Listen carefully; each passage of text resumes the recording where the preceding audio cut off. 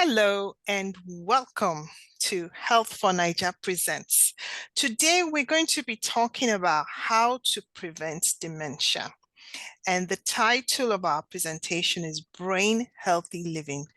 Today we have a geriatrician and a memory expert. Her name is Dr. Ayani. It is very nice to have her here today.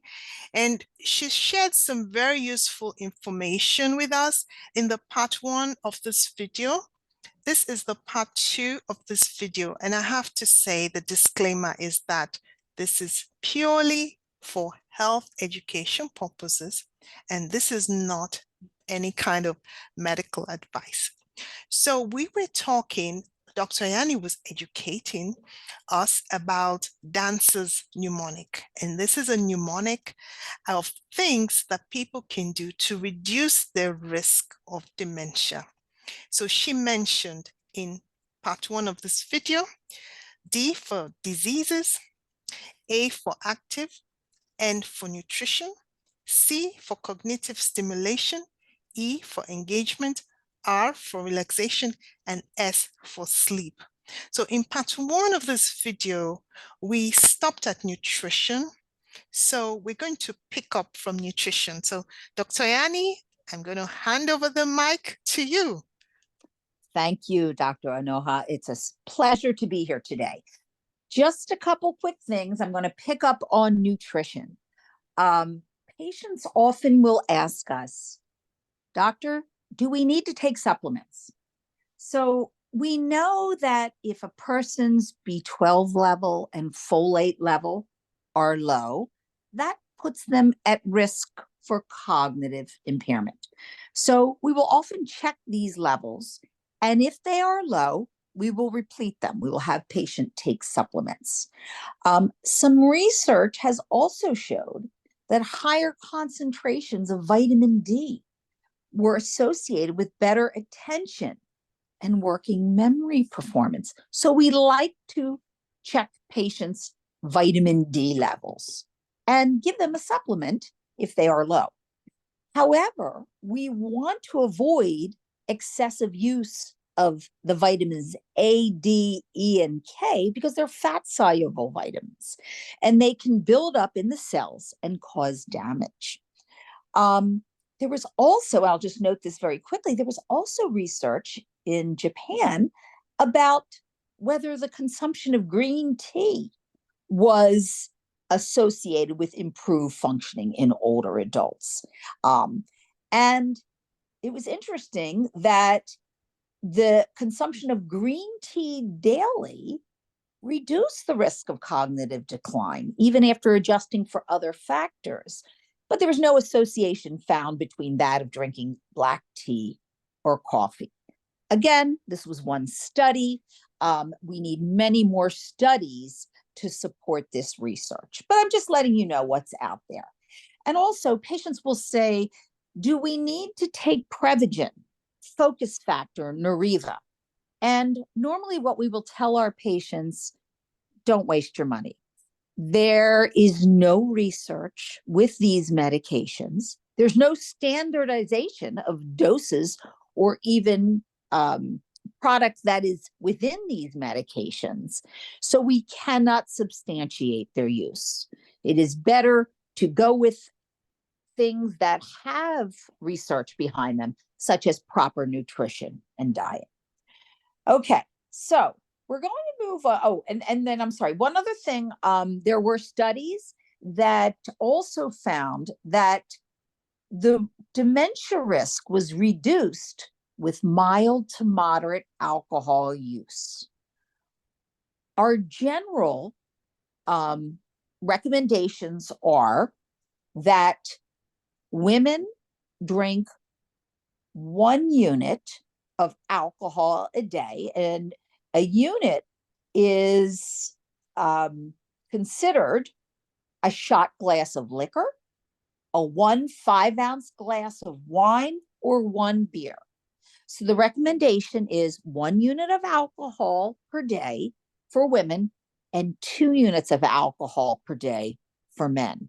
Now, ideally, we would love to recommend no alcohol, But there are some cognitive benefits to red wine that we have seen, which the benefits of wine have not really been shown with beer or spirits. So again, we want to limit our alcohol intake. Okay, so that's the end for nutrition. Let's move on to C for cognitive stimulation. Okay, we know that when we talk about cognitive stimulation, we talk about something called cognitive reserve. And what that is, if you engage in intellectual activities, one develops this increase in cognitive reserve. It's like a muscle strength of the brain, if you will, and it helps to fight against cognitive aging. So we want to build up this cognitive reserve, this muscle. So we know that, let's see, we know that highly educated people and those that are involved in cognitively stimulating activities, such as reading, learning a new language, playing Sudoku, playing chess, checkers, doing word searches, crossword puzzles. They are considered cognitive stimulating activities. These these activities can decrease the chance of going on to develop cognitive decline. So we want to build up our brain strength, okay? Having a hobby is also associated with a reduced risk of cognitive decline, okay? It was shown in mice. So again, we have a little bit of science data to back this up, that cognitive training and exercises of the brain reduce that accumulation of the abnormal protein, that amyloid beta protein that's associated with Alzheimer's disease. Okay. So, there were studies that showed that there was improvement with cognitive stimulating exercises in speed and problem solving. Not as much in memory gains at 2 years. So again, we need more studies on these cognitive stimulating activities. We do know that there are behaviors that can improve um, our cognitive functioning. So, as older adults, we can learn new things like younger people, but it just takes more strategy, it takes longer, and more of a conscious effort. So, some of the guidelines that we use: find a quiet space to learn. Okay, devote more time, give yourself plenty of time, rehearse, rehearse, rehearse, and use associations and mnemonics. Um, there are computer assisted cognitive training. And the advantage of these are that it can provide a variety, it's interactive, these computer games, and the difficulty of the activity can be adjusted to match a person's skill level. And it was interesting to note, even surfing the internet to search for information showed a brain activation pattern associated with cognitive improvement. So I think that's interesting. However, excuse me, nope. Luminosity, two game stimulating activities that we like to talk about. One is called Luminosity and one is called Brain HQ. Okay. And scientists looked at these two research studies, and there was preliminary evidence that they were beneficial. Okay. Again, more information is needed. We have to be careful that of what we call an opportunity cost to these cognitive computerized brain games.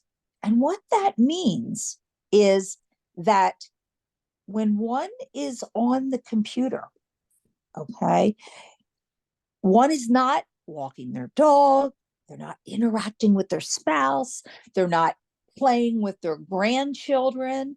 And we know that more physical exercise is more evidence-based than these cognitive exercises and brain games. So that for now is real where we should focus our attention. Okay. Some of the brain games that add a social dimension are even more stimulating the brain. So that's playing Scrabble, doing jigsaw puzzles with a loved one, playing words with friends. They are very cognitive stimulating activities. Okay. Then next, the E in engagement. Okay, social engagement. We know that isolation is a risk factor for cognitive decline. Okay, in social isolation increases the risk for breast cancer in women. It impairs the immune system. It increases the risk of arthritis, type 2 diabetes, and heart disease. And I thought this was very interesting. Isolated elder adults are twice as likely to die prematurely. And the mortality risk of isolation is comparable to that of smoking. I thought that was a very interesting topic. Fact. So, how does engagement help our memory? Well, it helps overall. It promotes healthier self care. It lowers our levels of anxiety and stress. We have higher levels of optimism and happiness. It lowers the activation of our sympathetic nervous system, the one that's responsible for the flight and fight response. It lowers our stress hormone levels and leads to more restorative sleep. So, social engagement, there's a lot of research on that. Social media is helpful, especially in our homebound individuals and those of us during COVID. A lot of us used Zoom as a way of keeping in touch with others. And if it's used in a positive way, it's helpful cognitively. If you're liking, sharing, sending messages, but you want to be careful you don't use it negatively for the envy of others or to feelings of inferiority. Okay, so the next step, R in dancers, is for relaxation. Okay, and there was some research that showed hatha yoga classes and 3 times per week for 8 weeks was associated with an improvement in working memory and mental flexibility. So that might be something to consider, taking yoga. Several other forms of meditation have improved attention and executive functioning. And then even something as simple as the Benson relaxation response, which just involves abdominal breathing, meditation, and maybe repeating a mantra, that showed improvement in cognition. So these are some things that we can practice. And finally, the last part of our mnemonic is sleep. We want to make sure we have successful sleep. And there's a lot of data about sleep and memory. We know that older adults typically take longer to fall asleep. They are awakened more frequently during the nighttime. Their sleep is fragmented. They spend more time in bed, and that could be due to boredom. Maybe they have other medical problems. They're in chronic pain. And it's more comfortable to lay in bed, but they feel less rested.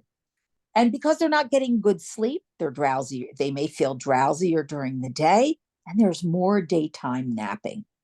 So sleep is definitely affected as we get older. Consequences of poor sleep include difficulty sustaining attention, a slower response time, a decreased ability to complete our daily tasks, impaired memory and concentration, increased use of health resources, and higher incidences of depression and anxiety.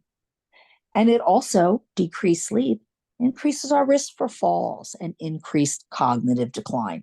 Bottom line, decreased quality of life and shorter survival are linked with poor sleep.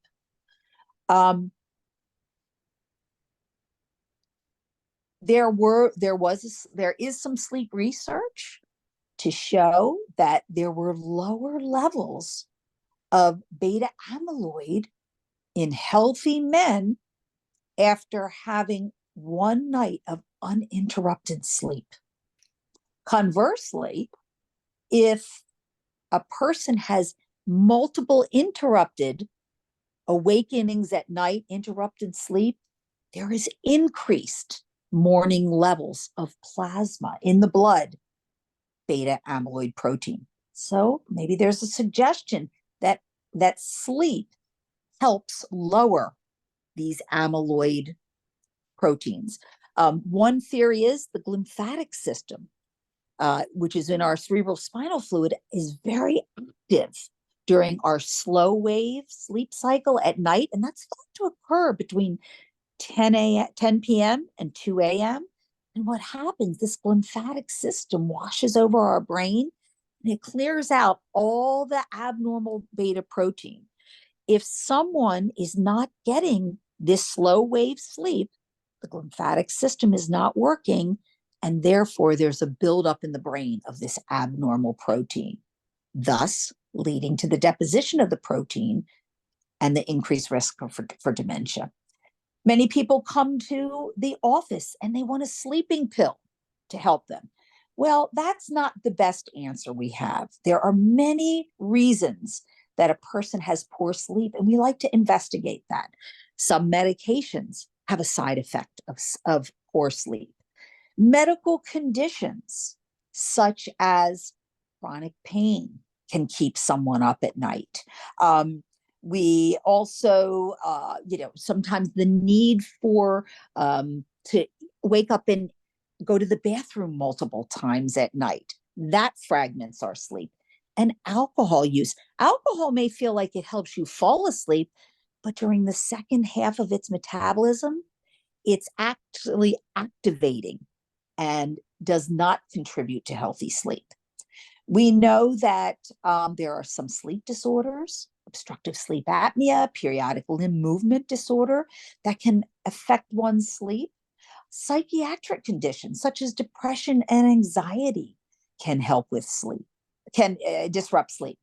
And also psychosocial factors. So food and housing insecurity, worrying about that, homelessness, disruptive family dynamics can affect one's sleep. Okay.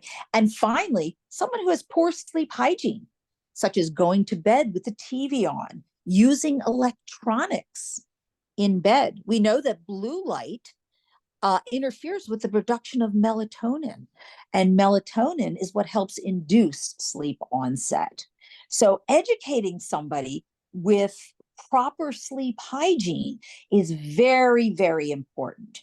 And associating the bed with sleep, doing your reading, you're watching TV in a separate room from from the bedroom, sleeping in a cool, dark room. So finally, putting this all together, these lifestyle modifications that spell dancers, this was actually substantiated by a study, a Finnish study called the Finger Study. And this was a 2-year controlled study that looked at greater than 1,000 adults, okay? And they looked at people, they received attention to vascular risk factors, increased activity, improved nutrition, education, cognitive stimulating activities, introduction into social activities and groups. And what it showed over a 2-year period, these patients did better with memory, executive functioning, and processing speed. And these people benefited from these interventions and had a delayed progression to cognitive decline. So we have some research to back up some of these healthy lifestyle changes. And the message from this talk is that this dancers, disease management, activity, nutrition, cognitive stimulation, engagement, relaxation, and successful sleep. This brain healthy lifestyle may reduce the risk of mild and more serious cognitive decline in the future. Thank you for listening. Thank you so much. That was an incredible presentation. Thank you, And, Dr. I have to say, when you mention the alcohol, I always say people listening should always discuss with their provider before, they make any health decisions. Because excessive alcohol can cause its own problems and can also lead to dementia. So it's very important for people listening to make sure that they're talking to their healthcare provider about any healthcare interventions that they want to adopt. So, what I wanted to ask you, I know that there are many causes of of dementia, sorry, and Alzheimer's is the most common, but there are also other causes of dementia. And we have a few minutes, and if you can just summarize those other causes of dementia, that would be Absolutely. helpful. Mhm. Absolutely. So I often say that describe to patients that dementia is an umbrella. Okay, so at the top, where that button on top of the little knob on top of the umbrella, that's the term dementia, loss of independent functioning. And the ribs of the umbrella represent the different subtypes. So the most common cause is Alzheimer's dementia, this abnormal buildup of beta amyloid plaque in the brain. Second cause that's second runner up to Alzheimer's is vascular dementia. And that is a person that has had a stroke with destruction of brain tissue or a bleed in the brain. That is what we look at vascular dementia. And Alzheimer's typically presents as a slow progression over time, whereas vascular dementia, we talk of a stepwise progression in loss of memory. So a person is going along, they have a stroke, and boom, the memory drops down a step, and now they're at a new baseline. And then possibly a second insult, boom, the memory loss goes down another step. So that's vascular dementia. There is also something called frontotemporal dementia, which is a dementia that tends to occur in our younger patients, and it has significant behavioral changes, personality changes, and social problems, and it's very rapidly progressive. Another type of dementia is Lewy body dementia, and the core criteria for Lewy body are memory loss, significant visual hallucinations, disrupted sleep, REM sleep disorder, vivid dreams where one acts out the dreams, kicking, hitting, punching, screaming out. Um, Another type of dementia is dementia from Parkinson's disease. People can have Parkinson's disease and years later develop a dementia associated with that. There's also traumatic brain injury dementia. And we see this with patients who've had multiple falls and multiple concussions. And there's also normal pressure hydrocephalus, which is a form of dementia. And the triad of symptoms for that are memory loss, a new onset urinary incontinence, and significant gait and balance problems. And then there are some very rare other forms of memory loss, such as prion disease, infectious causes of memory loss that we don't see as common as the other ones. Okay. So we still have a few more minutes. And Yes. if you can just tell us what medications are available to treat dementia, Alzheimer's dementia. And again, this is not medical advice, and we're Right. just providing information, health Yes. education. So if you can just talk briefly about, there are two that exist, and then there's one that just came out called Leqembi. So can you just talk briefly about the two that are available and the Leqembi infusion? I will. So the two that have been out for quite some time are Aricept, known as the brand name, as well as Namenda. I want to make it very clear that these two medications do not change the course of dementia. Dementia is a progressive disorder. And again, it ultimately leads to death.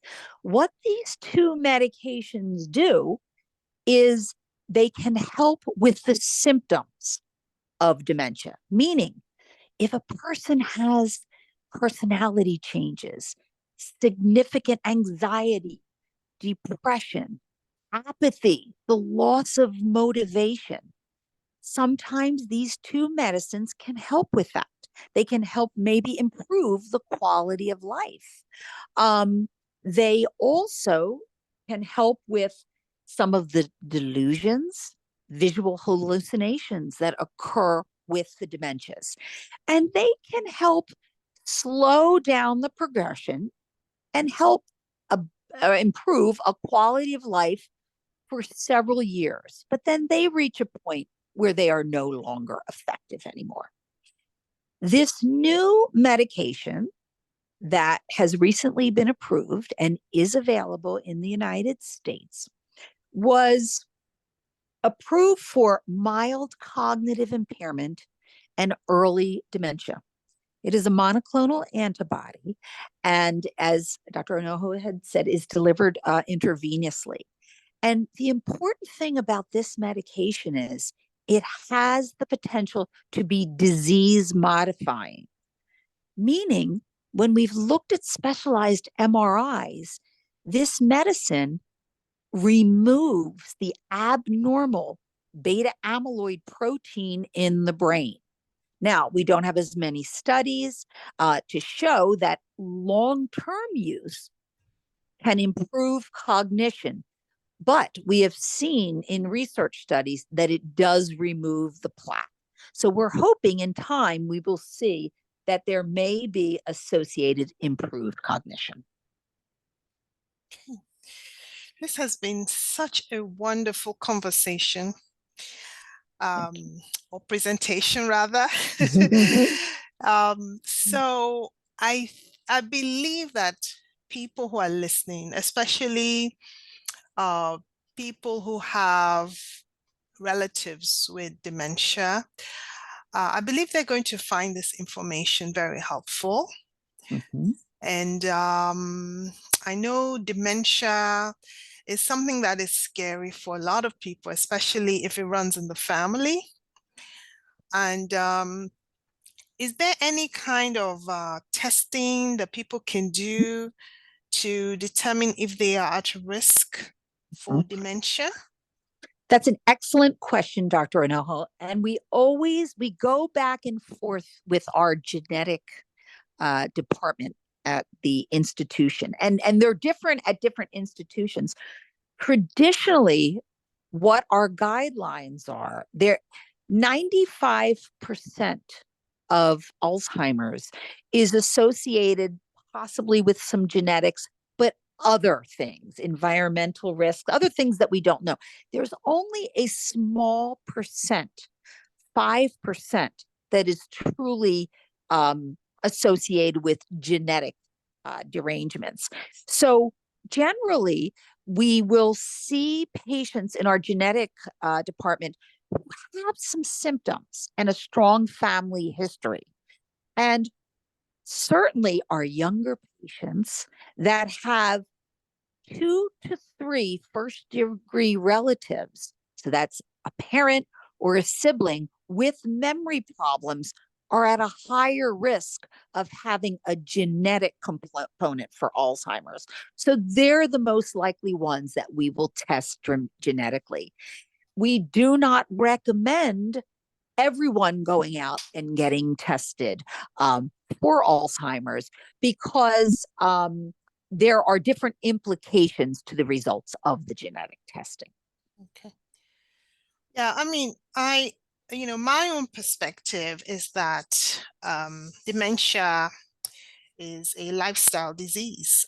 The lifestyles, the maladaptive lifestyles that people have adopted definitely contribute to accelerating the risk of dementia. So things that you already mentioned in the part one of this video. So, the vascular risk factors, the diabetes, you mentioned high blood pressure, high cholesterol, smoking. So it's, dementia is an accumulation of a lot of things. You have the risk factors that people can't control, their race, their gender, their genes, they can't control. Correct.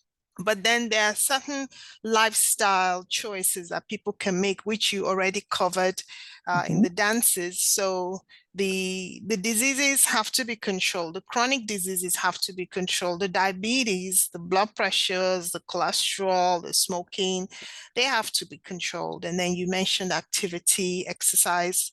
You mentioned the nutrition, the mind diet, the combination of the DASH diet with the Mediterranean diet. You mentioned the cognitive stimulation, the various activities, the playing of chess, and engagement, social engagement, which is absolutely vital, and relaxation, sleep. And we still have a few more minutes. And I know you mentioned something about treating depression and stress, because those conditions can actually accelerate aging, and they can be risk factors for dementia.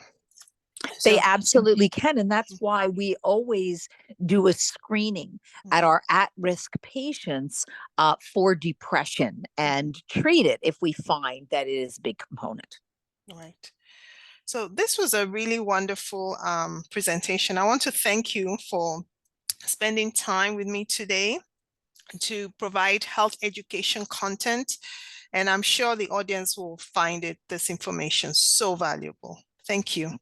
Thank you, Dr. Anoha, for having me.